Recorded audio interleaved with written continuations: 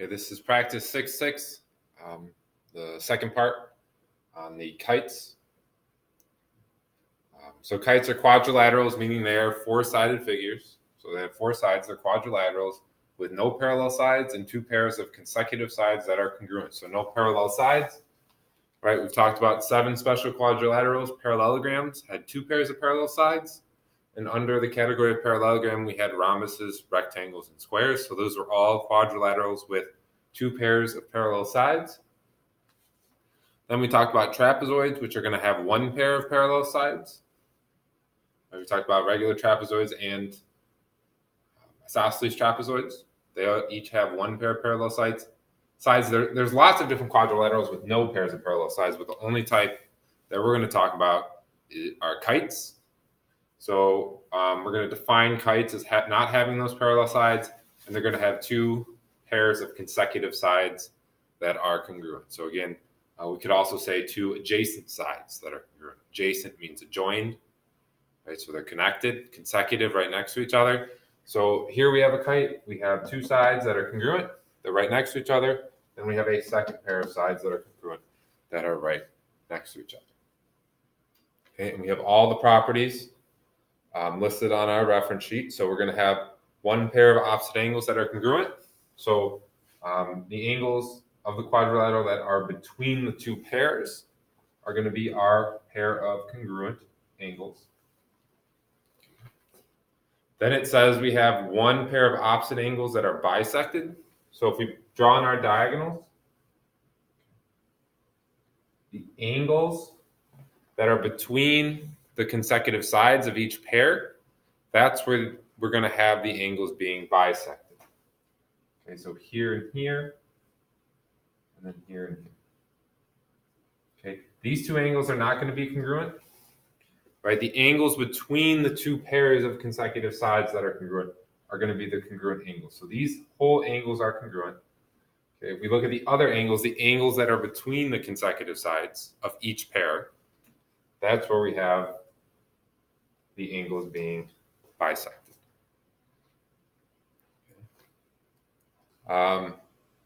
Then our last 2 properties have to do with the diagonals. So the diagonals, if we look at our main diagonal, which is the one that's connecting the 2 angles that are congruent, we're going to bisect that diagonal. Okay. So these 2 pieces are going to be congruent. And then just like in the rhombus, we have diagonals that are perpendicular. And again, perpendicular means that we're forming right angles. Perpendicular lines are 2 lines that where they intersect, they form right angles. So we're going to have 4 right angles here in the middle. Again, the tricky part about kites is that we have 2 different pairs of angles. The first pair of angles is congruent. That's the pair of angles that's between the 2 pairs of consecutive sides. And then the other pair of angles is between the consecutive sides of each pair. And those angles get bisected by the diagonal. So no, these are not bisected. These are bisected by the diagonal. Okay, and then diagonals are perpendicular, so we have 4 right angles. So let's do some problems. So the first one, again, we have diagonals are perpendicular, so we know we have 4 right angles. So we know we have 90, 90, 90, and 90. These 2 angles here are not congruent. They are the angles that are between the consecutive sides, not between the pairs of consecutive sides. So they're not going to be congruent, but they are going to get bisected by the diagonal. So if this angle here is 18, this one over here is also going to be 18. Then we can just look at our triangle. So if we're trying to find the measure of angle 2, we know the measure of angle 2 plus 90 plus 18, the 3 angles of our triangle are going to add up to 180 by the triangle sum theorem, which says the 3 interior angles of a triangle add up to 180. 90 plus 18 is going to give us 108. 108. We can subtract the 108 from both sides. The measure of angle 2 is going to be 72. 72. We can do the same thing on the other side, 18 and 90. We're going to find that angle 1 is also 72.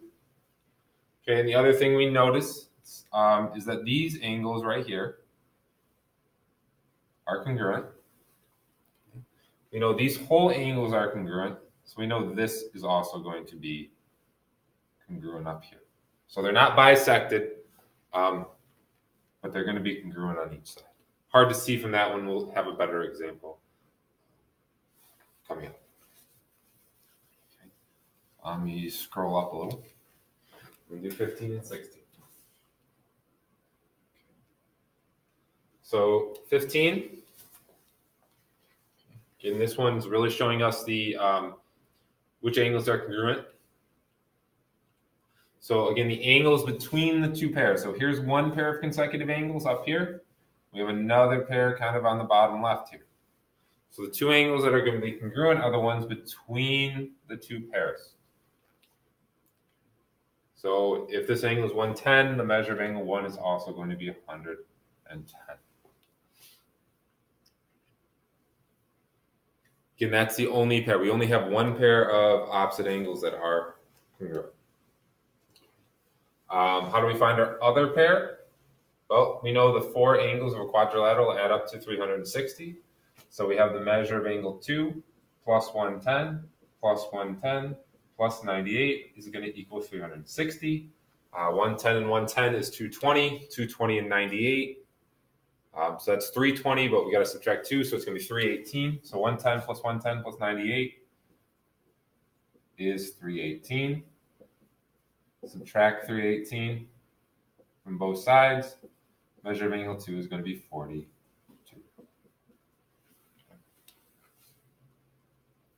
So again, these angles are not congruent, but these are the angles that are going to get bisected by the diagonal. So if we had a diagonal here, we could split this up into 49, 49, and this one into 21, 21. Because that diagonal is bisecting those angles, the angles between the consecutive sides. The angles between the pairs of consecutive sides, these angles are going to be congruent. They don't get bisected. If they got bisected, we wouldn't have a kite. We would have a rhombus. We'd have a rhombus, which means we would have parallel sides. So these are not going to be able to get bisected. Okay. Number 16.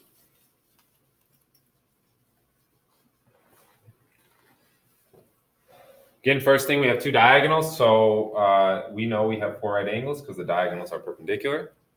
So we have 90, 90, 90, and 90.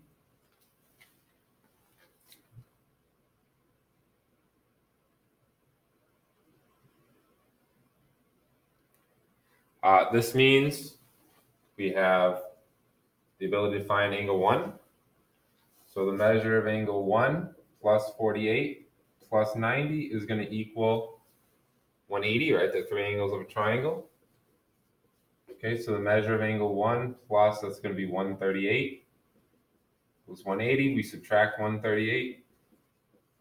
The measure of angle 1 is going to be 42.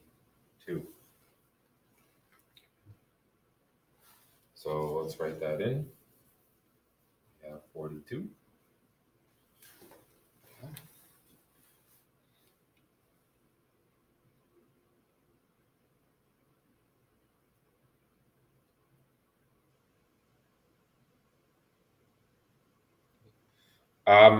So if we're looking, we have one pair of angles that's congruent. So let's figure out, again, it's the one that's between the two pairs of consecutive sides that are congruent. So here's our one pair of consecutive sides that's congruent. Here's the other pair. So we know these angles are going to be congruent. Since we know those angles are congruent,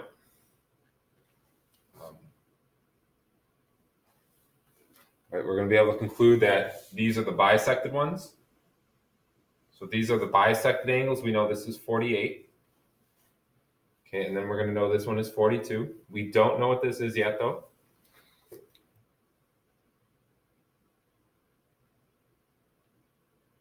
Right. So we're not going to be able to figure these out, at least with the information we have. We just know this is going to be the bisected angle, so 3 is 48. We know this. Angle 2 is the 90-degree angle because the diagonals are perpendicular. We know the measure of angle 1 is going to be 42 because we have a triangle, and the three angles of a triangle add up to 180. Okay. I was trying to solve all the angles, and I don't think we have enough information to do so. Okay. But that's how we get 1, 2, and 3. Three angles add up to 180. Angle 2 is 90 because the diagonals are perpendicular, and this is 48 because this is the angle that gets bisected. So 17, we have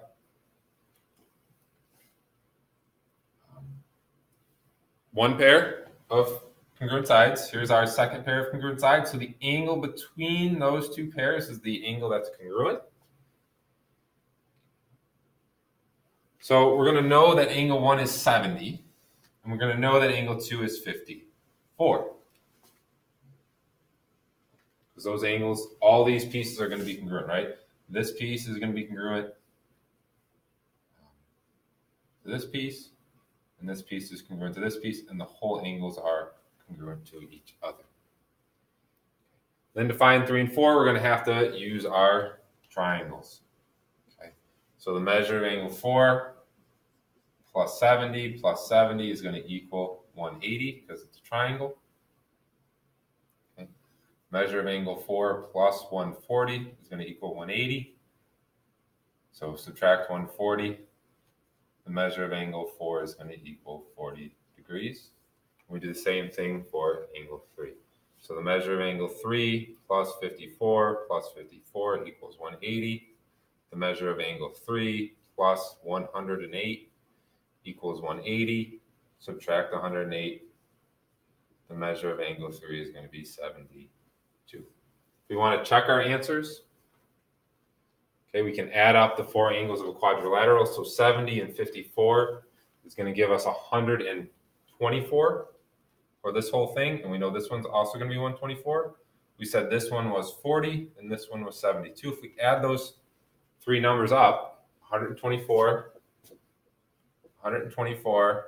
72, and 40, we should get 360. That's 10. 11 plus 5 is 16. And we get 360 degrees. Okay, good indicator that we're probably on the right track. Okay, again, here we have diagonals are perpendicular because it's a kite. So we have 90, 90, 90, and 90, right? The other quadrilateral that we talked about that has that property is the rhombus. So the diagonals in a rhombus and a kite are both perpendicular, so they both form right angles. Again, we notice here's our one pair of congruent sides. Here's our second pair of congruent sides. So we know these are the angles that are congruent, and these are the angles that get bisected. The angles between the two pairs are the ones that are congruent. Then the ones that are between each side that's congruent is going to be the ones that get bisected. So if that's 55, this is also going to be 55. That's 62. This also is going to be 62. From there, again, we have triangles. We can just add up our triangles, subtract the two pieces away, and we can find what the third piece of the triangle is going to be. So to find number 3, right, the measure of angle 3 plus 55 plus 90 is going to equal 180.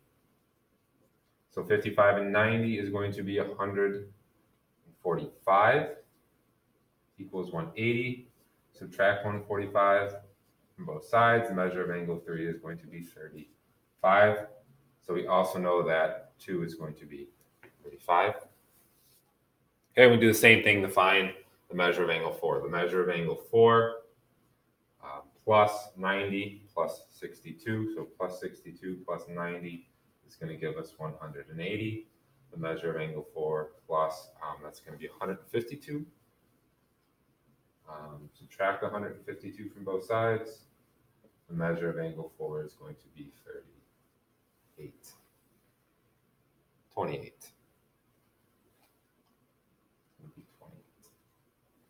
Okay, so we have 28 and 28. If we wanted to check, we could make sure all four angles add up to 360. So here we're going to have a total of 110.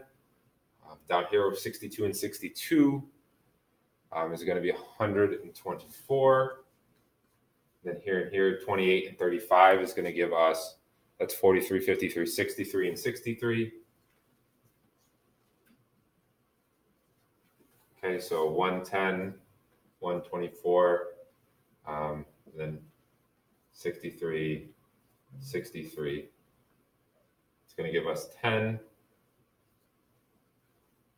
12, 13, 14, 15, 16, 360. So we know we have the right answer. We got 3 more here, 19.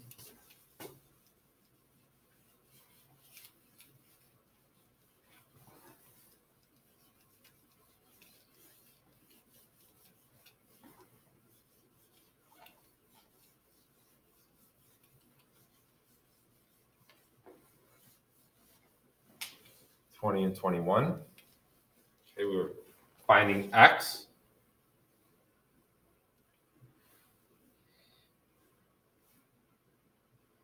Okay, so we know the diagonals are perpendicular.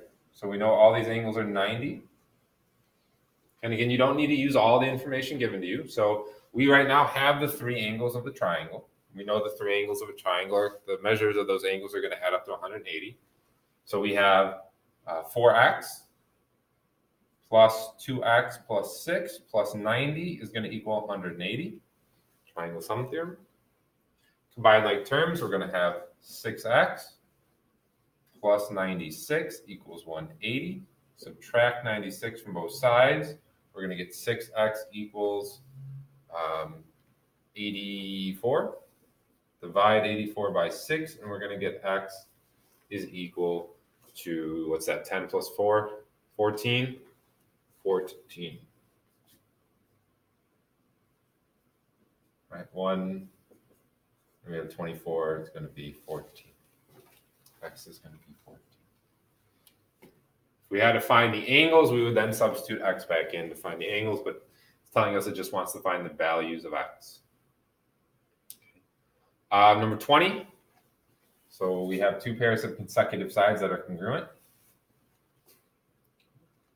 So since these 2 top sides are congruent, we can set them equal to each other. 3x minus 4 equals x. Subtract x from both sides, we get 2x minus 4 equals 0. Add 4 to both sides, we get 2x equals 4. Divide by 2, x is going to equal 2. We can set the other 2 sides equal to each other as well. 2y minus 5 equals y plus 1. Subtract y from both sides. Y minus 5 equals 1. Add 5 to both sides. Y equals 6. We want to check our answer. We can substitute it back in. 2 times 6 is 12. 12 minus 5 is 7. 6 plus 1 is 7. So these are congruent. They're the same, 7 and 7. This is 2. Okay, 3 times 2 is 6. 6 minus 4 is 2. So we know we're good. We have the correct answer here.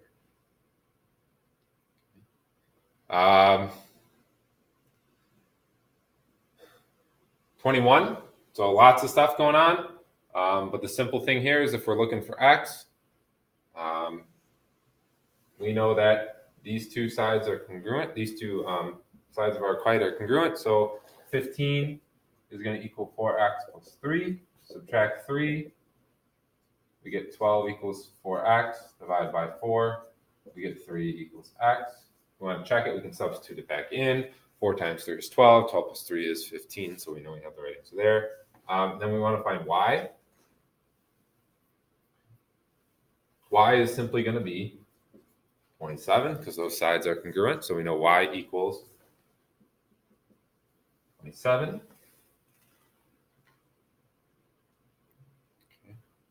And then z, I think, is referring to the middle angle here. So we know since the diagonals are perpendicular, z is going to equal 90. Diagonals are perpendicular, so z is going to equal 90. All right, and we have the last 4 now. Determine whether each statement is true or false and justify your response.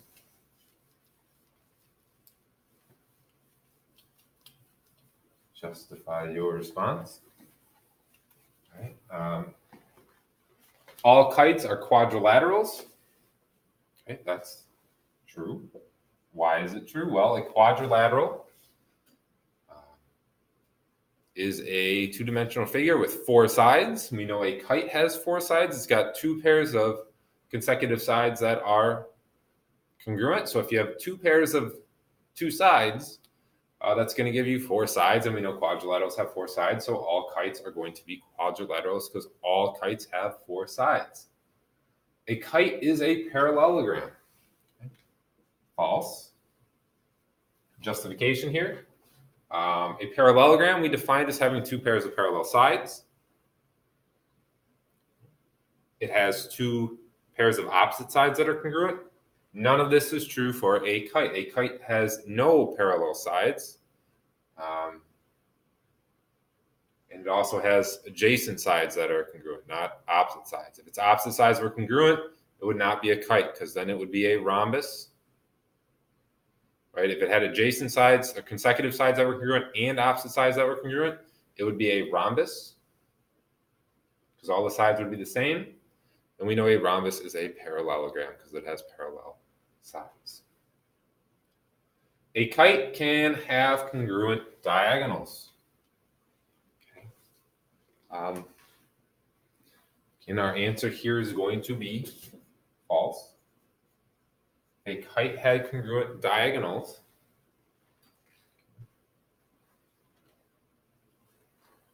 It would end up being a square. A kite had congruent diagonals. It would end up being a square. And we know squares are rectangles and rectangles are parallelograms. So squares are parallelograms. So a kite cannot have congruent diagonals because then all the sides would be the same length. Because it would end up being a square. If you had consecutive sides that were congruent and the diagonals were congruent. Right, so if we had a diagonal that was congruent and our other diagonal was the exact same size, these pieces would end up being the same. We'd end up with a square. Because we know diagonals are congruent, it's a rectangle, so we'd have a square. Both diagonals of a kite bisect each other at the vertices. This is false.